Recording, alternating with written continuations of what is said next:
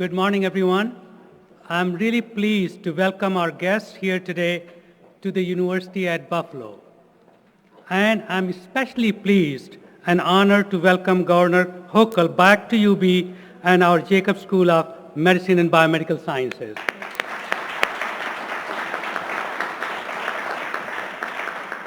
We are extremely grateful for Governor Hochul's clear-eyed vision for the Western New York and our state.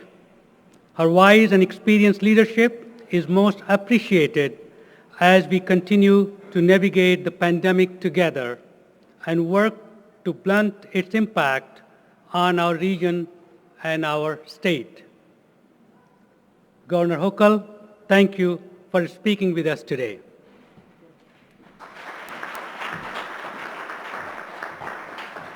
Good morning, everyone.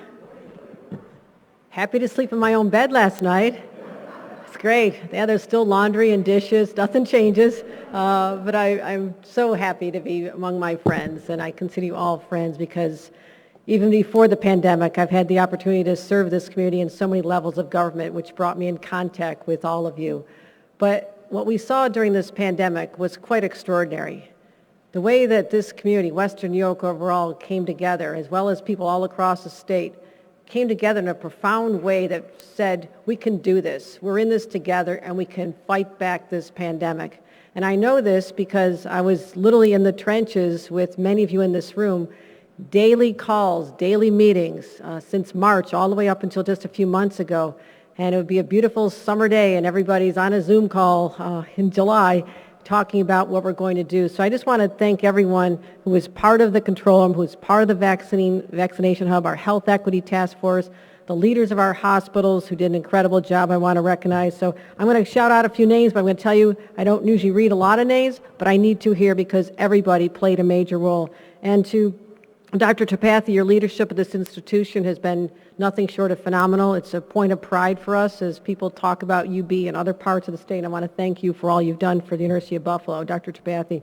Also, Dr. Michael Kane, you really gave us that confidence that we needed at a time when there was so much uncertainty, and you brought together the team, Dr. Russo and many others, who countless times we gathered in this building and gave briefings to people. So just tell them and their teams, we'll never forget what they did to help us navigate some truly turbulent waters. Majority Leader Crystal Peoples-Stokes, who have on speed messaging all the time, who has been fighting so hard to make sure that as we battled the pandemic, that we did not forget the people who were in the underserved communities, the people who did not have access to opportunities that others may have. We have healthcare deserts. They exist. They are real. And I want to thank her for putting a spotlight on the needs of people of all over the state, but particularly in her district, and continue to be a great fighter. Majority Leader Crystal Peoples-Stokes. I know that Senator Tim Kennedy just sent me a message. He'll join us if he can. He's at a funeral that he needed to attend this morning, as well as our other partners in state government. County Executive Polenkars. Yes, we had many conversations just trying to figure this out. And I thank you for your steadfastness and your willingness to go before the public on a regular basis and just tell it like it is. And that's all people want from their elected officials. Just be honest with them, candid. And I want to thank your Director of Health, Gail Burstein, for being out there, the face of fighting this pandemic. And to North, Rebecca Widdish in Niagara County, Chairperson, and Dave Stapleton, your Health Commissioner. Yes, we wanted to make sure that communities like Niagara, which have some urban areas but also a lot of rural areas, had the resources they needed. So thank you for being out there fighting for them every single day. Chautauqua County Executive P.J. Wendell and your Social Services and Health Commissioner Christine Schuyler. Yeah, we had many conversations, particularly about the impact of the shutdowns on businesses. I mean, this was really important as we figured out what to do about our small businesses in particular. So your input was so critical during this process. Our Cattaraugus County Health Director, we met many times, Kevin Watkins, thank you for what you did to help us get through this and not forget the needs of our most rural areas. And there's a lot of poverty, a lot of anxiety in these areas, and I want to thank you. And I know Jack Searles could not attend, but he was part of this. And that county, Allegheny County Chair Curtis Crandall, thank you for being such a fabulous representative of your area and making sure we heard your needs as well. My local mayors, Byron Brown, thank you for all you did to support our efforts. You were there on the front lines when we needed you. We could count on you, and I want to thank you for all you've done, particularly during this pandemic. Mayor Byron Brown, Mayor Ristino from the Niagara Falls. Yes, we walked many of your vaccination sites. We were out there touching the people and letting them know how important this was, so thank you. Jamestown Mayor Adi Sundquist is here. Mayor, it's so hard with all the masks on. And thank you again for all your leadership, Mayor Sundquist. And of course, we have our leadership from the hospitals. They had to go through hell and back trying to figure out when regulations would come down from the state. What does this mean? How are we going to deal with this? Do we have the resources? How we manage the existing population of people who need health care in addition to dealing with the COVID patients? So I want to give a special shout out to someone who's been a friend of mine for decades, and that's Tom Catroci, the leader of ECMC. Tom, you guys were just phenomenal. So thank you for all you did. And Mark Sullivan at Catholic Health, part of our Health Equity Task Force, along with Tom and all of our partners. You really helped lead the charge to bring the most talented people together to help us crunch the data. This was all very data-driven. We had to make sure that we had the doctors telling us what to do, not the political side. We focused on the numbers and how to get it done. So thank you for all you did as well.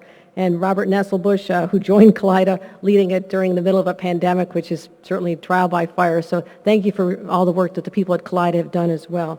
And also, I think our Darius Pridgeon may be here as well. Darius, there you are, our Council President Pridgeon. Thank you for your spiritual leadership as well as your governmental leadership as well. And I don't know if Reverend Blue is here. Reverend Blue, the leader of our Health Equity Task Force and making sure that we address the populations that need the most care. So this is the dream team.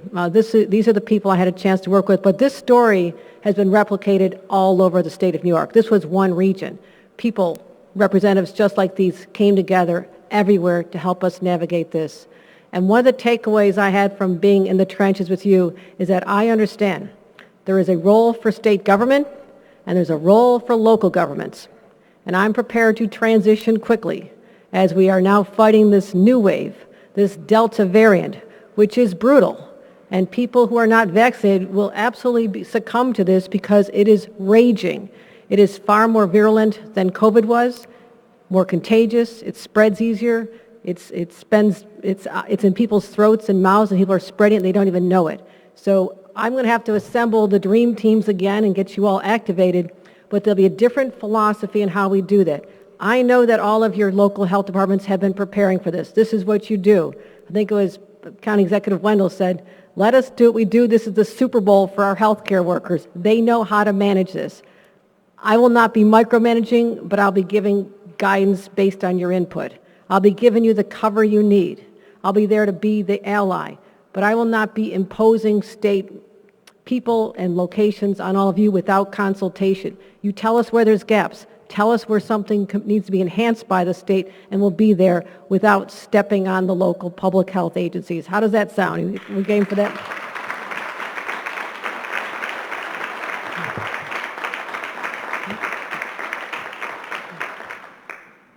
Let me give a quick assessment of where we are by the numbers.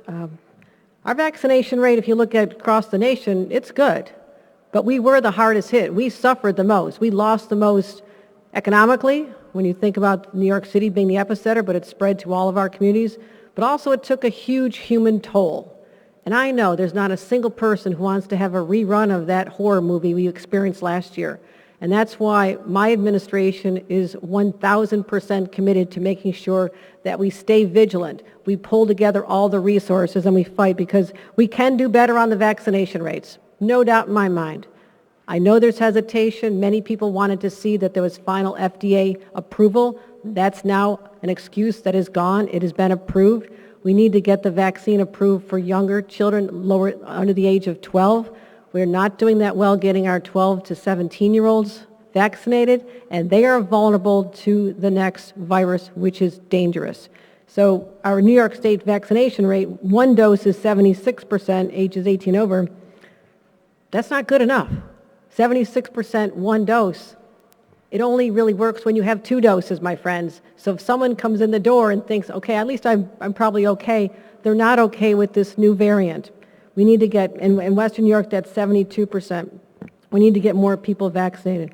Our infection rate, You're all watching the numbers. We watch them like a hawk. We did all last year. We're doing it again. They're starting to creep up. The New York State daily infection rate was 3.9%, approaching 4%. Western New York, 5.6%. Don't like those numbers, my friends. Don't like those numbers. But I also monitor hospital capacity. And to my friends in the hospital world, you know we're okay there right now. We are, and you'll let me know if we're not, and you'll see the early warning signs. But from my conversations with you, our bed capacity as of yesterday, is still 35%, New York State. In Western New York, it's 31%. So we have the capacity. But anything shifts, we know how to have surge. We know how to get the resources in. We've done it before. So I know you stand ready to trigger what you have to do to make sure that no person who needs health care anywhere in the state will be denied that health care because we weren't prepared. That's whether they have a COVID-related illness or they have a non-COVID-related illness. We have to ensure that. So the bed capacity is very, very important, and right now we are in good shape. But the hospitals are filled up with the unvaccinated. Yes, there's some breakthrough cases, but the people who have been vaccinated who do contract the Delta variant, it's basically like having the flu. There are exceptions. But basically, the symptoms are so much more minor than they would have been if you had not been vaccinated. So the hospitals that have patients related to COVID, the Delta variant, are because they're unvaccinated. That's something that can be changed and must be changed. Also, we're just around the corner from school. Labor Day for joyful parents triggers the end of summer. The kids are ready to go back, and it's been a brutal year for our children, year and a half. Denied that normal support system. And many kids are leaving homes where they're not getting an education. Parents have tried their best. They've struggled, but they also have had to go to their own jobs or work from home or be an essential worker and leave their kids to someone else to educate them. We can no longer hemorrhage the education of our children. It has to stop, and it has to stop this fall. But every parent, and I'm a parent, your greatest anxiety pertains to the safety of your child. And that's why we're making our schools safe. I announced and wanted to give enough notice to school districts that we will have a mask mandate. Now, this may seem uncontroversial to many of you. I assure you that it's not. I assure you that I've heard that it's not. It doesn't matter. I'm willing to make tough decisions any day, anywhere, if I think they'll protect the people of the state. So this is not a problem for me. We'll take bold, dramatic action to protect individuals in the state, but particularly our children as we start schools. But also, we'll have them masks. And I reflect on people who say, well, it's an infringement on the child and they can't do it. I remember my 4-year-old Katie throwing a meltdown over having to put little sneakers on to go to preschool, okay? She eventually was able to handle something on her feet. Kids are resilient. They can handle a mask on their face. I've seen countless kids with cute little masks on, their favorite characters. They can do it. But one thing I'll tell you, I'm not leaving open-ended mandates. We'll do it now, and we'll assess, because there'll be parts of our state where the numbers drop. You get the vaccination numbers, and we get the vaccine out to children. The circumstances are going to change in some areas. So I'll be very flexible in allowing localities to talk to me about what's happening on the ground in their communities. So this is not it's a universal imposition, but it does not have to be universal lifting at the same time. That's what I want to introduce into this dynamic as we deal with COVID issues. But also I want to make sure that our school staff, anybody who enters that building, will have to be vaccinated or undergo mandatory testing. Mandatory testing. And we're in the process of getting the legal clearance for that as I speak. I think that's a compromise, but it's also, I want everyone vaccinated. I don't have the authority. I don't have the same executive power that was in place last year. But if I did, sure as I'm standing here, I would mandate it. But given the limitations I have right now, I want to make sure that everyone, and many teachers are vaccinated. Many school administrators are vaccinated. People are vaccinated, and I don't want to dismiss the people who already went forward and did it. But it's those outliers who could hold back the opportunity for all of us to open up schools in a safe way, and I don't want that to be the case. They'll be having to be tested once a week. So we'll be making that a reality very shortly. Also, vaccine mandates for staff in healthcare facilities. We're going to be exploring all of our options to expand this, expanding mandates, not test outs, to all state-regulated facilities and congregate facilities. We have to let people know when they walk into our facilities that the people that are taking care of them, their loved one in a setting, are safe themselves and will not spread this. And we saw what happened with that last year. And with respect to booster shots, we all know how to get this done. We have the mechanism in place. We know how to set up mass vaccination sites where needed. We also know it has to be a targeted approach because everyone who got vaccinated 8 months ago is vulnerable. As soon as we get the approvals from the federal government to have the ability to do this, we'll want to have the infrastructure in place to make sure that everybody gets a booster. There's a lot of anxiety. A lot of our most vulnerable citizens last December and our seniors in nursing homes and senior citizens last January got their shots, and they want to know when they can get that booster. It's good. We're going to get that to them. But we're going to have to work with all of you to figure out where to do this and whether we're going to have to open sites. And I'll make sure you have the funding to do that. You tell me what you need, and we'll make sure that there's funding available. In fact, I'm going to announce today that I'm making $65 million available to the localities to help you set this up. So you can go into your communities.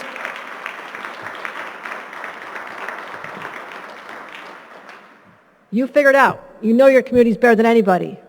Tell me how to take it literally to people door to door, after churches, at senior centers, drive-through. You know all the options. You've been there before. Boosters are just as important because as much as I'm an optimist, and we all thought we'd be turning the page on anything related to the pandemic, certainly by this time, we have not.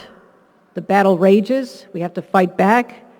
And as sure as I'm standing here, there may be another variant coming again. And we have to be prepared. I don't want to say that, but we have to be prepared. And it's something we're going to have to accept as part of life. Because the last thing I ever want to do is to have a shutdown like we saw last year. And there is no need for that. People stay vigilant. They now have the best weapon available to them that we did not have last year, and that is the vaccine. And continuing to wear masks and to make sure that people stay distant, keep washing your hands, do everything we did. Because we will get through this together, my friends. We know the recipe. We know how to get this done. We have to. We have no choice. And I look upon all of you for being part of this story, the narrative that someday you'll tell your children and grandchildren, yes, I was on the front line. The people who are the essential workers, they were out there. And I want to make sure that they still feel the sense of pride that comes with whether you're a veteran of World War II and people talk about it decades later. This will be known as the greatest generation, the people who defeated COVID. And I'm very proud of what we've done. So we're getting kids back to school. We're working with local health departments, getting our vaccinations out, making sure that there's money available. We have to make sure I didn't forget something. There might be some other great announcement, but I like to wing it a little more than I should. I know. My staff's like, why didn't you stick to the script? I'm going to remain unscripted. Hochul unscripted. Just get used to it.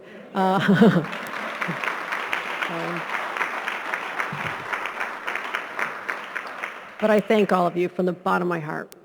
And I know we can do this again. We need to do this again. Let's stay strong. Let's stay together. And we'll look back at this day, and I'll continue to celebrate with all of you in person because this is my home. I care about this area deeply, but I know what we do here can also be a model for the rest of the state. The rest of the state needs to follow the example that we can lead right here in Western New York. So thank you, everyone. Thank you for coming out today, and I truly appreciate every one of you. Thank you.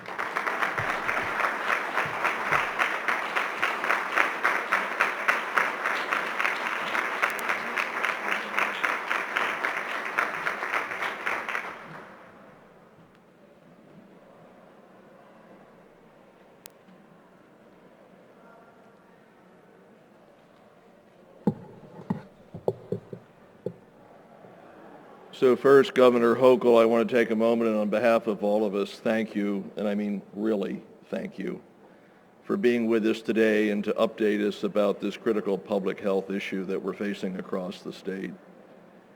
We appreciate your thoughtful leadership during this trying time for all of us in New York and in the United States and the world for that matter. And we want you to know that all of us at the University of Buffalo and in the Jacobs School of Medicine and Biomedical Sciences remain committed to working with you to combat COVID-19, end the pandemic, and work toward a healthy future for everyone in our state and beyond. So again, thank you for taking the time to join us today.